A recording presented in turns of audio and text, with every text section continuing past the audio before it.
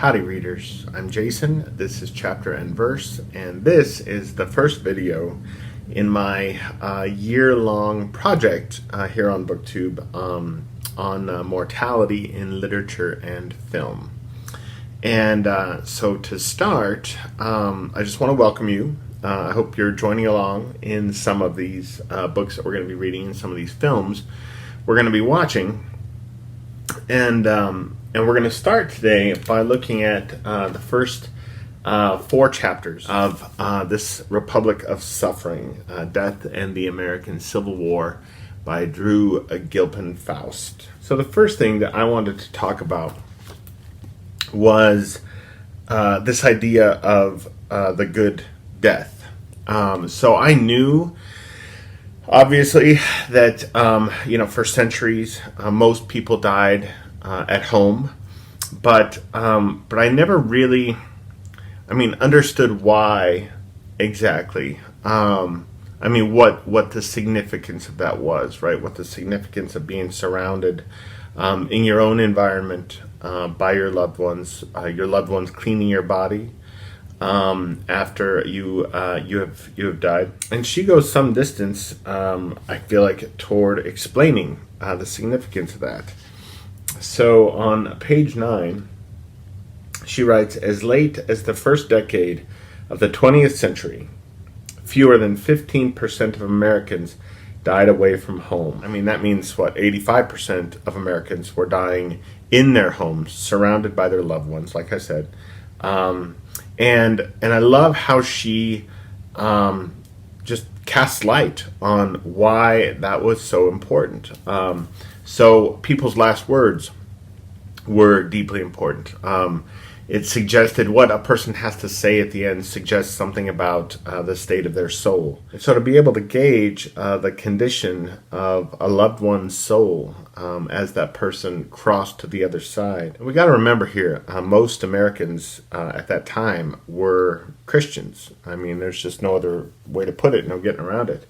There were people who were non-believers, and she talks about a few of these people throughout the book, but this idea that the body is a vessel, right? That it is a repository for the soul, for the identity of a person. So it was an act of love in some ways to be there at your loved one's side as they died, as a kind of witness, but also as a kind of comfort, right? To somehow make it easier for them to forget about the act of dying, the pain that they might be in, and to more easily turn their face to heaven, to recognize what awaits them in the faces of the people who love them in that moment.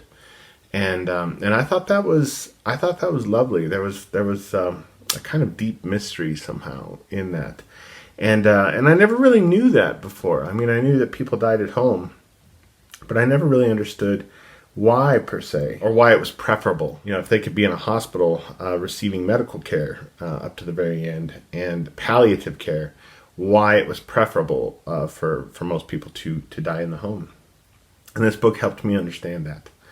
And it also, because of that, really helps you understand the depth of the helplessness that family members left behind as soldiers went off to fight in the Civil War, the helplessness that they felt because they couldn't be there when their loved ones died.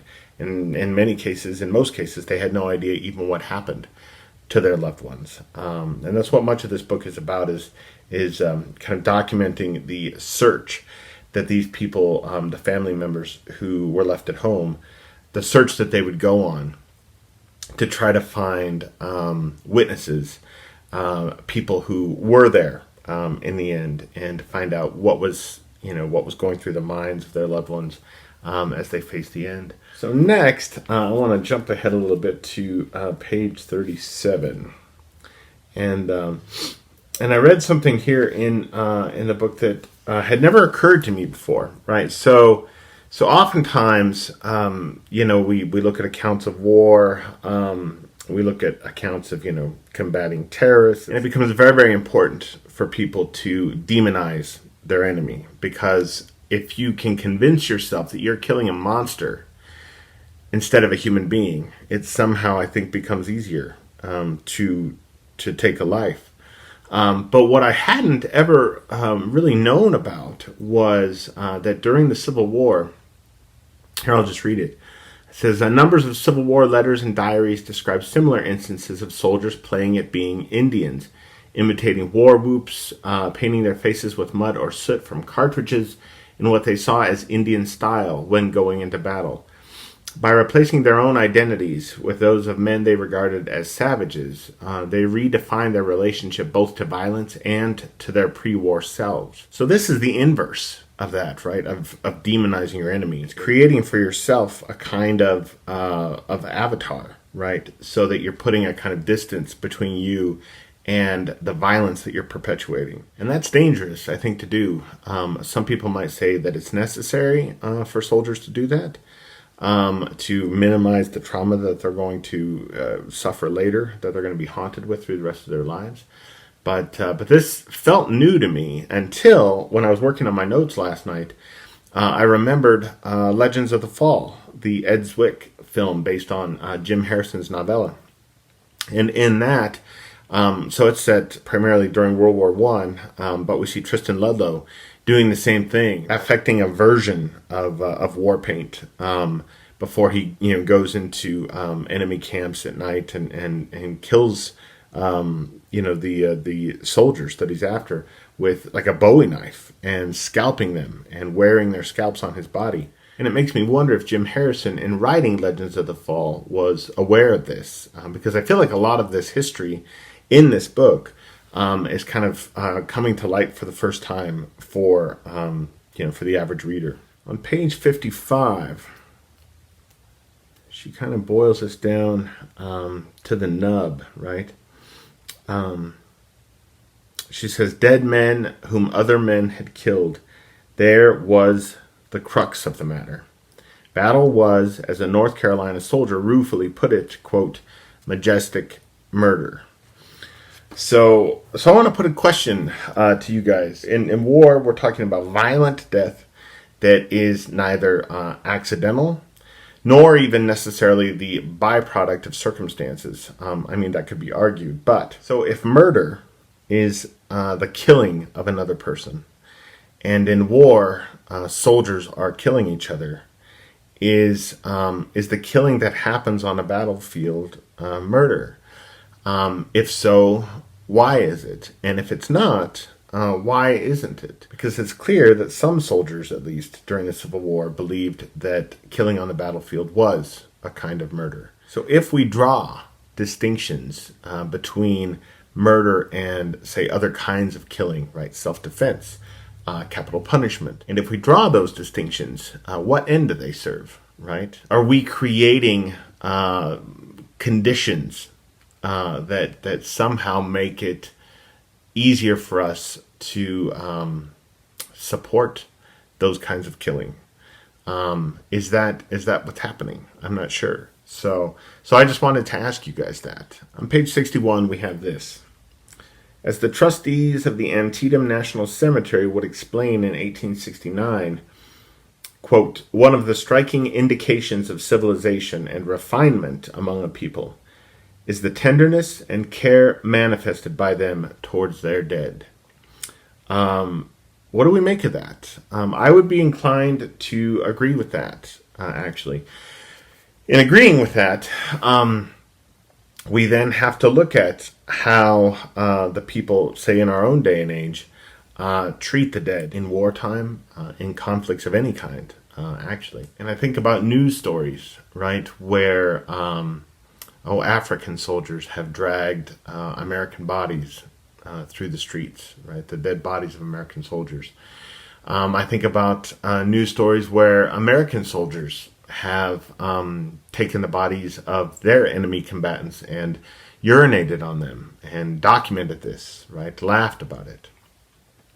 So if how we treat the dead around us is some kind of indication of our civilization and our refinement as a people, what does it say about us that these things happen, that these things have always happened, that they still happen, that they will likely always happen. To those of us who are not involved in the violence directly, those of us who aren't involved in the fighting, who aren't in the military, etc., who are just going about our daily lives, to what extent must we be held accountable for what our militaries do? Should we be held accountable?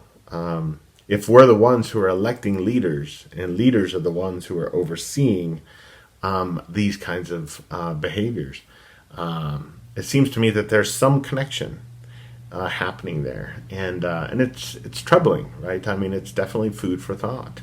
But what do you guys make of that? Is how we treat our dead and the dead around us, the dead of our enemies, a measure of our civilization and our refinement? And if it is, what does it say about us that these things, these desecrations of bodies, still happen today around the world by Americans and by people from all other militaries? So those are just a few thoughts, a few questions that I had reading through the first half of this book. There are some other things I wanted to chat about as well, but with my 15-minute time limits, I just don't have time.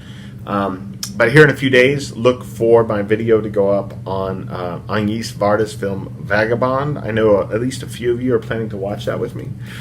And I just wanted to say, too, if you haven't read George Saunders' novel Lincoln in the Bardo, I can't imagine a better kind of fictional entry into the world that Drew Gilpin Faust kind of plunges us into than Lincoln in the Bardo. This is one of the better meditations, I think, on mortality and grief that I've ever come across in literature. So please let me know in the comments below what you make so far of this Republic of Suffering. And if you've read Lincoln in the Bardo as well, let me know your thoughts on that. And I will see you guys again very soon. Adios.